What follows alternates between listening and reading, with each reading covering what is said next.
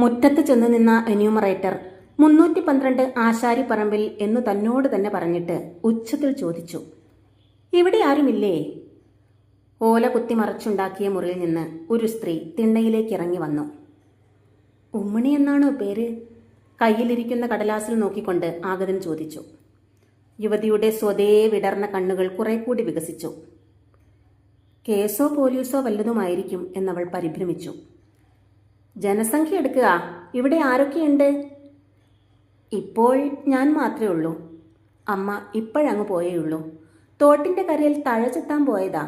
ആങ്ങളെ ചെറുക്കൻ പണിയാൻ പോയേക്കുവാ. ഉമ്മിണി എന്ന പേരുള്ളത്? അമ്മയുടെ പേരാ. ശരി, ഉമ്മിണിയാണോ പെണ്ണോ? അവളൊന്ന് ചിരിച്ചു. പരിഹാസ ചിരി, എന്നാലും അഴകുള്ള ചിരി. അമ്മയും ഞാനും പെണ്ണുങ്ങളാ, ആങ്ങളെയാണും. അച്ഛനില്ലേ? മരിച്ചുപോയി. അപ്പോൾ ഉമ്മിണി വിധവയാണല്ലേ? ഇപ്പോൾ വിധവയാ. എന്നിട്ട് അവൾ പറഞ്ഞു, ജനസംഖ്യ എടുക്കുമ്പോൾ കൊട നിവർത്ത് പിടിക്കരുതായിരിക്കും. ഈ തീ പോലുള്ള വെയിലത്ത് നിന്ന് ജനസംഖ്യ എടുത്താൽ ആളിൻ്റെ എണ്ണം കുറഞ്ഞു പോകും. ഈ ബെഞ്ചിലേക്ക് കയറിയിരിക്കാമല്ലോ. ചാണകം മെഴുകി വെടുപ്പും മിനുപ്പും വരുത്തിയിട്ടുള്ള ആ നീളം കുറഞ്ഞ വരാന്തയിൽ കയറി ആഗതൻ ഒരു ബെഞ്ചിലിരുന്നു. ഉമ്മിണിയുടെ വിവരങ്ങളൊക്കെ ചോദിച്ചറിഞ്ഞ് രേഖപ്പെടുത്തി. നിങ്ങളുടെ പേര്? എൻ്റെ പേര് നളിനി. ഇത് പറഞ്ഞപ്പോൾ അവൾ അല്പം ലജ്ജ ഭാവിച്ചു. വയസ്സ് കണ്ടിട്ടെന്ത് തോന്നുന്നു? എനിക്കൊന്നും തോന്നിയില്ല. അവളൊന്ന് മന്ദഹസിച്ചു. 23. വിവാഹം കഴിഞ്ഞതാണോ? ഇപ്പോൾ ഭർത്താവുണ്ടോ? അവൾ അല്പം പരുങ്ങി. ഇപ്പോൾ ഇവിടെയില്ല. 13-ാം മൈലിൽ ജനസംഖ്യ എടുത്തോ? അതിനാള് വേറെയാ. ഭർത്താവുണ്ട് അല്ലേ?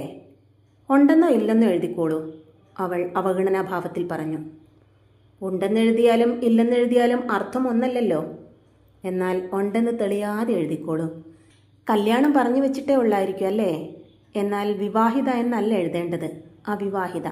അതല്ല, വിവാഹം കഴിഞ്ഞു.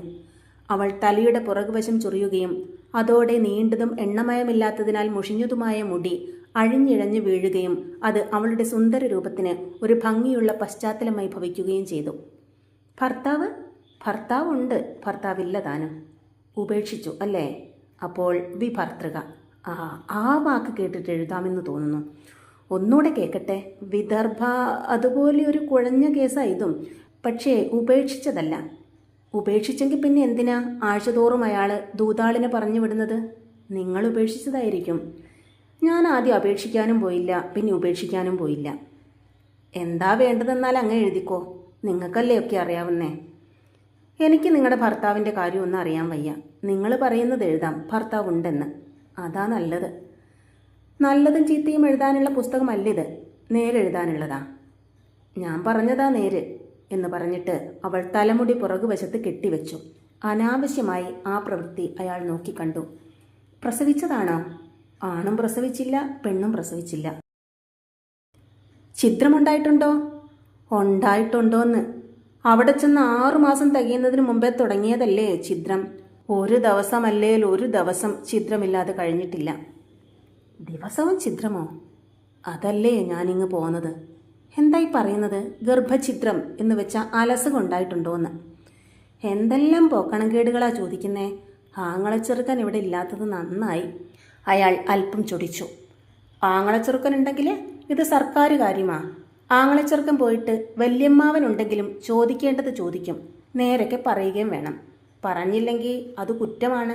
പറയുന്നതൊക്കെ രഹസ്യമായി സൂക്ഷിക്കും. വലിയ ഉഷ്ണം തോന്നുന്നെങ്കിൽ ഇതിങ്ങോട്ട് വീശിക്കൊള്ളൂ എന്ന് പറഞ്ഞ് നളിനി ഒരു വീശുപാളിയെടുത്ത് ആ ബെഞ്ചിൻ്റെ അറ്റത്ത് വെച്ചു കൊടുത്തു. ആങ്ങളച്ചെറുക്കൻ കേൾക്കെ ഇതൊക്കെ ചോദിച്ചാൽ എനിക്ക് നാണം വരുമെന്നാ പറഞ്ഞേ. എന്നിട്ട് പറയൂ. ഇല്ല. എന്തോന്നില്ല? പറയുകയില്ലെന്നോ? അല്ലല്ല, മുമ്പേ ചോദിച്ചില്ലേ ഛിദ്രം, അതില്ല. നിങ്ങൾക്ക് മാസം എന്ത് വരവുണ്ട്? ആങ്ങളയ്ക്ക് 3 രൂപ തച്ചാ. ആങ്ങളയുടെ തച്ചല്ല, നിങ്ങളുടെ. ഞാൻ പണിക്ക് പോകാറില്ല. അപ്പോൾ വരവൊന്നുമില്ല, ആശ്രയിച്ച് കഴിയുന്നയാൾ. ഞാനോ? ഇതാര് പറഞ്ഞ? ആ വള്ളക്കടവിലെ കാത്ത പറഞ്ഞതായിരിക്കും. അവിടെ കാര്യം എനിക്കും പറയാനുണ്ട്. അയാൾ രസിച്ചൊന്ന് ചിരിച്ചു. കാത്തയോ? എന്തു പറഞ്ഞെന്ന്? ഞാൻ പറഞ്ഞത് നിങ്ങൾ കേട്ടില്ല. ഒരാൾക്ക് വരവില്ലെങ്കിൽ മറ്റൊരാളുടെ വരവ് കൊണ്ട് വേണം ജീവിക്കാൻ. നിങ്ങൾക്ക് വരവില്ല. ഉണ്ണാനും ഉടുക്കാനും മറ്റും കാശ് ചെലവുണ്ട്. അത് തരുന്നയാളിനെ അമ്മയെയോ ആങ്ങളയെയോ ആശ്രയിച്ചാണ് നിങ്ങൾ കഴിയുന്നത്, നേരല്ലേ? കച്ചേരിയിലെ ചോദ്യം പോലെയാണല്ലോ ഇത്. കച്ചേരി നിങ്ങൾ ചോദിച്ചിട്ടുണ്ടോ? അതിനും ആ ദ്രോഹി ഇടവരുത്തി. ഭർത്താവ് അല്ലേ? അവനാ ഭർത്താവ്? ഭർത്താവില്ലെന്നങ്ങ് എഴുതിയേക്കൂ. അതിന് ഞാൻ വേണം വല്ലതും തരാൻ പൊന്നെ. അതിരിക്കട്ടെ, നിങ്ങൾക്ക് വരവൊന്നുമില്ലല്ലോ. വരവുണ്ട്. ഞാൻ ആരെയും ആശ്രയിക്കുന്നില്ല. മാസം 15 രൂപയെങ്കിലും വരവുണ്ട്. ശരി, എന്താ തൊഴിൽ?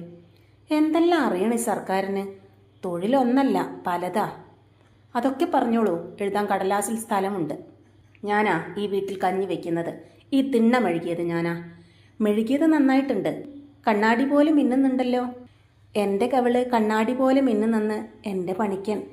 ഹാ, എൻ്റെ ആരും അല്ല, അയാൾ പറയുമായിരുന്നു. അപ്പോൾ ഈ തിണ്ണ എൻ്റെ കവിള് പോലെ ഇരിക്കും. അവൾ ഫലിതം പറഞ്ഞ മട്ടിൽ ചിരിച്ചു. അയാളും ചിരിച്ചു. അയൽവീട്ടിൽ ഒരു പെണ്ണ് മുറ്റത്ത് വന്ന് എന്യൂമറേറ്ററുടെ മുഖത്ത് കണ്ണും തറപ്പിച്ച നിലയായി. പെണ്ണിന് വയസ്സ് 10 കഴിഞ്ഞേ ഉള്ളൂ. നോട്ടം കണ്ടില്ലേ? 2 കൊല്ലം കഴിഞ്ഞാൽ ഈ വഴിക്ക് ആളുകളെ നടത്തുകയില്ല. പെണ്ണിന് കോപം വന്നു. ഞാനൊന്ന് നോക്കിയെന്ന് വെച്ച് പണിക്കത്തിക്ക് വല്ല നഷ്ടവും വന്നോ? ഞാനെൻ്റെ അപ്പാ പോകുന്നേ എന്ന് പറഞ്ഞിട്ട് അവൾ വന്ന വഴി തിരിച്ചുപോയി. പോകുന്ന പോക്കിൽ അവൾ എന്തോ പിറുപിറുത്തുകൊണ്ടിരുന്നു. നളിനി പറഞ്ഞു, അവൾക്ക് ശുണ്ഠി വരണം. ആരുടെയെങ്കിലും തലവട്ടം കണ്ടാ മതി. എവിടുന്നെന്നറിയാൻ മേല പെണ്ണ് മുറ്റത്തുണ്ട്. എന്യൂമറേറ്റർക്ക് അവിടെ ഇരിക്കാൻ പേടിയായി തുടങ്ങി. എന്നിട്ട് തൊഴിൽ പറഞ്ഞില്ല? പറഞ്ഞില്ലേ, ഒരു വീട്ടിൽ എന്തെല്ലാം ജോലിയുണ്ടോ അതൊക്കെ ഞാൻ ചെയ്യുന്നുണ്ട്. ആദായം കിട്ടുന്ന തൊഴിലാണ് അറിയേണ്ടത്. ആദായം കിട്ടുന്ന തൊഴിലില്ലെങ്കിൽ നിങ്ങൾ വല്ലതും തരുമോ? തരുമോ എന്ന് ചോദിച്ചാൽ അയാൾക്ക് മുഴുവനാക്കാൻ മടി തോന്നി. ചോദിച്ചാൽ തരുമായിരിക്കും അല്ലേ? അയാൾ ചുറ്റുപാടും നോക്കി. അവൾ പറഞ്ഞു, വീട്ടിൽ വല്ലവരും വന്നാലൊരു മര്യാദ വേണമല്ലോ. അയാൾ പെട്ടെന്ന് പറഞ്ഞു, ഞാൻ മര്യാദക്കേട് വല്ലതും പറഞ്ഞോ? പറഞ്ഞില്ല, ഞാൻ മര്യാദ കാണിച്ചില്ല. മുറുക്കുമെന്ന് തോന്നുന്നല്ലോ എന്ന് പറഞ്ഞ് അവൾ മുറിക്കകത്തേക്ക് കയറി. തപ്പിപ്പെറുക്കുന്ന ശബ്ദം അയാൾ ശ്രദ്ധിച്ചു. അല്പം കഴിഞ്ഞ് അവൾ മുറുക്കാൻ കൊണ്ടുവന്നു. അയാൾ മുറുക്കിലേർപ്പെട്ടു. അവൾ വീണ്ടും മുറിക്കകത്ത് പോയി 3 മരപ്പാവുകൾ കൊണ്ടുവന്നു. എന്നിട്ട് അവൾ പറഞ്ഞു, എൻ്റെ തൊഴിലിതാണ്. ഇതിലൊന്നുണ്ടാക്കാൻ എനിക്കൊരു ദിവസം മതി. അയാൾ പാവ വാങ്ങി നോക്കി. ഒരു ചാൺ നീളത്തിലുണ്ടാക്കിയ സ്ത്രീരൂപങ്ങൾ. എല്ലാം നന്നായിരിക്കുന്നു. തിളങ്ങുന്ന ചായപ്പണി ചെയ്തത്, കൊഴുത്തു മിനുത്തത്, ഭംഗിയുള്ള അവയവങ്ങൾ, ഉയർന്ന മാറിടം, തടിച്ച ജഘനം, കൃശമായ മദ്യം, അക്ഷാമമായ ചിഗുരഭാരം, ആകർഷകമായ മന്ദസ്മിതം, ആകപ്പാടെ മാദകമായ സുന്ദര ശില്പങ്ങൾ. അയാൾ കണ്ണിമയ്ക്കാതെ നോക്കിയിരുന്നു. എന്നിട്ട് അവളെ നോക്കി. 4ഉം ഒന്നുപോലെ അത്ഭുതകരം. 3 കണ്ടാൽ 4 തോന്നുന്നതാണ് അത്ഭുതം, അവൾ പറഞ്ഞു. അയാൾ മറുപടി പറഞ്ഞില്ല. ഇത് അച്ചിൽ വാർക്കുന്നതാണോ? ഞങ്ങൾ വാർപ്പ് പണിക്കാരല്ല, കടഞ്ഞെടുത്തതായിരിക്കും. പാലാഴി കടഞ്ഞപ്പോൾ കിട്ടിയ ലക്ഷ്മി പോലിരിക്കുന്നു. പാലാഴി കടയാൻ ഞാൻ കൂടിയില്ല, അതുകൊണ്ട് ഞാൻ ലക്ഷ്മിയെ കണ്ടിട്ടില്ല. എൻ്റെ തൊഴിൽ എന്തെന്ന് കാണിക്കുകയായിരുന്നു. 4 പറഞ്ഞത് എങ്ങനെയാ? ഈ ജീവനില്ലാത്ത 3ഉം ഇതുണ്ടാക്കുന്ന ജീവനുള്ള 1ഉം, അങ്ങനെ 4 ഒരുപോലെ ഇരിക്കുന്നതാണ് അത്ഭുതം. എന്ന് പറഞ്ഞാൽ ജീവനില്ലാത്തതുപോലെ ജീവനുള്ളതും ഇരിക്കുന്നതോ? അതിലത്ഭുതമൊന്നുമില്ല. എൻ്റെ തലയിലെഴുത്ത്. അവളുടെ കണ്ണ് മിന്നി. വീണ്ടും മുറിയിൽ പോയി തിരിച്ചു വന്നപ്പോൾ അവളുടെ മുഖം തുടുത്തിരുന്നു. കയ്യിൽ ഒരു പാവയും ഉണ്ടായിരുന്നു. അതവൾ അയാളുടെ അടുത്ത് വെച്ചു. അയാൾ അതെടുത്തു നോക്കി. കംസവധത്തിലെ കൃഷ്ണനാണോ ഇത്? അതോ മുന്തിയറപ്പിനെ കൃഷ്ണൻ്റെ വേഷം കെട്ടിച്ചതോ? ഇത് കുറേ വലുതായിരുന്നെങ്കിൽ വെള്ളരിവേലിക്കകത്ത് കൊണ്ടുവയ്ക്കാമായിരുന്നു. ദൃഷ്ടിദോഷം പറ്റാതിരിക്കാൻ. അല്ലെങ്കിൽ തീരെ ചെറുതായിരുന്നെങ്കിൽ. അവൾ ഇടയ്ക്ക് കയറി പറഞ്ഞു, അതിങ്ങനെ ആയിപ്പോയി. 19 ഉണ്ടാക്കിയപ്പോൾ ഈ നിലയിലായി. കൃഷ്ണൻ്റെ രൂപമുണ്ടാക്കി കാണുന്നവരൊക്കെ വാങ്ങിച്ചു പോന്നു. 3ഉം 4ഉം അണ വില കിട്ടുമായിരുന്നു. ക്രമേണ വേഷം ശ്രീകൃഷ്ണൻ്റെയും രൂപം വേറൊരു കൃഷ്ണൻ്റെയുമായി. വേറൊരു കൃഷ്ണനെന്ന് വെച്ചാൽ ഒരു കാലത്ത് ഞാൻ ശ്രീകൃഷ്ണനെ പോലെ കരുതിപ്പോന്നയാള്. അയാളുടെ കാര്യം ഓർക്കുമ്പോൾ എനിക്ക് കലി വരും. പാവയുണ്ടാക്കി കഴിയുമ്പോൾ അയാളെപ്പോലിരിക്കും. എൻ്റെ കോപം മുഴുവൻ പാവയുടെ മുഖത്തും. ഒടുവിൽ ആളുകൾ പാവ മേടിക്കാതെയായി. പിന്നെ ആ പണി നിർത്തിവെച്ചു.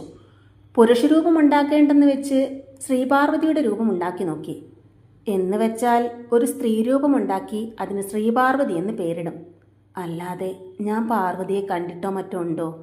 പാർവതി തപസ് ചെയ്തെന്നും ശിവന്റെ കൂടെ നൃത്തം ചെയ്തെന്നും ഒക്കെ ഞാൻ കേട്ടിട്ടുണ്ട്.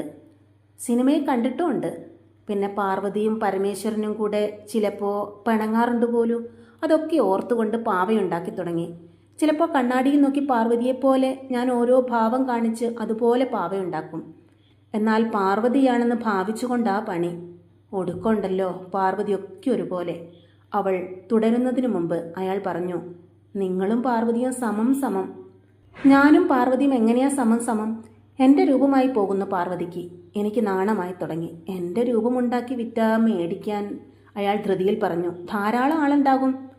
ഉണ്ടാകുമെന്ന് ഞാൻ കണ്ടതല്ലേ. മേടിക്കുന്നവരും എന്നെ ആക്ഷേപിക്കും. പാവ ഒന്നാം തരം. പാവ വിൽക്കുന്നത് രൂപം കാണിച്ച് ആണുങ്ങളെ ആകർഷിക്കാനാണെന്ന് ഞാൻ മുമ്പേ പറഞ്ഞില്ലേ കാത്ത? അവളെൻ്റെ മുഖത്ത് നോക്കി പറഞ്ഞു. ഞാനൊരാട്ട് കൊടുത്തിട്ട് അവളുടെ കണ്ണ് പൊട്ടിയെന്നാ തോന്നുന്നത്. പിന്നെ എനിക്ക് തോന്നി, ഞാൻ കേൾക്കാതെ പറഞ്ഞാൽ ഞാൻ എങ്ങനെ ആട്ടുമെന്ന്. മറ്റൊരുത്തി ഇങ്ങനെ ചെയ്താൽ ഞാനും അവളെ ആക്ഷേപിക്കും. അത് നേരായിരിക്കും. എന്നാലും അവരവരുടെ രൂപം ഇത്ര ശരിയായിട്ടുണ്ടാക്കത്തക്ക സാമർഥ്യം അത്ഭുതകരമാണ്. അവൾ പറഞ്ഞു, നിങ്ങൾ വെറും മുഖസ്തുതി പറയുകയാണ്. ഒരെണ്ണം ഉണ്ടാക്കിയാൽ പിന്നെ അതു മതി. എത്ര വേണമെങ്കിലും ഉണ്ടാക്കരുതോ?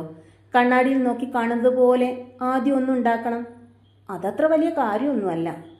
അത് നേരാ. ഞാൻ എന്ത് പറഞ്ഞാലും നേരാണെന്ന് പറയുന്നവരായിരുന്നു ഈ അയൽപക്കത്തുള്ളവർ മിക്കവരും. അവരെയൊക്കെ പേടിയായിരുന്നു എനിക്ക്. ഇപ്പോൾ പേടിയില്ലായിരിക്കുമല്ലോ എന്നെ? ഇപ്പോൾ എനിക്ക് ആരെയും പേടിയില്ല. ഞാനല്ലാതെ ആരെങ്കിലും ഉണ്ടെന്ന് തന്നെ എനിക്ക് വിചാരമില്ല. കലകളിൽ പ്രവർത്തിക്കുന്ന പലരും അങ്ങനെയുള്ളവരാണ്.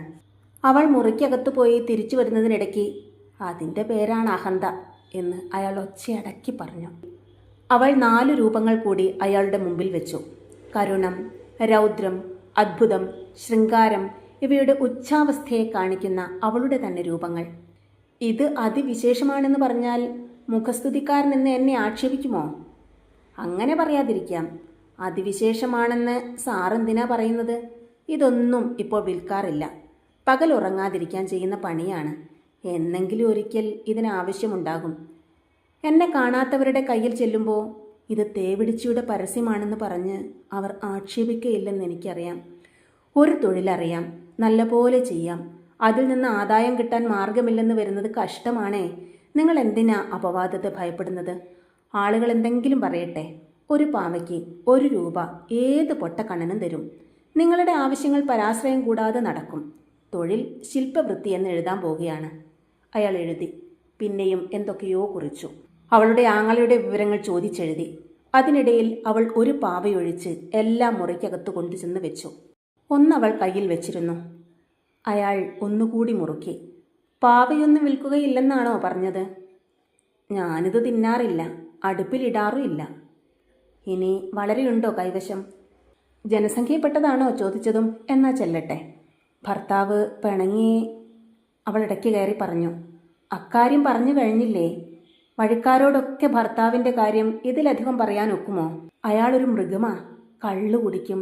പിന്നെ പേപ്പട്ടിയെ പോലെയാ. വഴിയിൽ കാണുന്നവരുടെ നേരെ മൈക്കിട്ട് കയറും. എന്നിട്ട് അടികൊള്ളും. കള്ളിറങ്ങുന്നത് വരെ. എന്ന് വെച്ചാൽ നേരം വെളുക്കുന്നത് വരെ. കിടപ്പ് പോലീസ് സ്റ്റേഷനിൽ. ഒരു ദിവസം 2-3 നാഴിക ഇരട്ടിയപ്പം ഹെഡങ്ങുന്നൊരു പോലീസുകാരനെ പറഞ്ഞയച്ചിരിക്കുന്നു. ഞാൻ ചെന്ന് പണിക്കനെ ജാമ്യത്തിൽ ഇറക്കിക്കൊണ്ടുപോരാൻ. നേരം വെളുത്തിട്ട് ഇറങ്ങിയാൽ മതിയെന്ന് ഞാൻ. പണിക്കനില്ലാത്തപ്പം വീട്ടിൽ വല്ലോരും കയറി അക്രമം കാണിച്ചാൽ അർജിയും കൊണ്ട് വന്നേക്കരുതെന്ന് അങ്ങേര്. അക്രമത്തിന് വല്ലോരും വന്നാൽ എൻ്റെ തലയണ ചുവട്ടിൽ വീതൂളിയുള്ളത് എന്ന് ഞാൻ. അങ്ങേരങ്ങ് പോയി. 2 നാഴിക കൂടി കഴിഞ്ഞപ്പോൾ ആമ്പറന്ന് ആടിയാടി വന്ന് കയറി. ഞാനൊന്നും ചോദിക്കാനും പറയാനും പോയില്ല.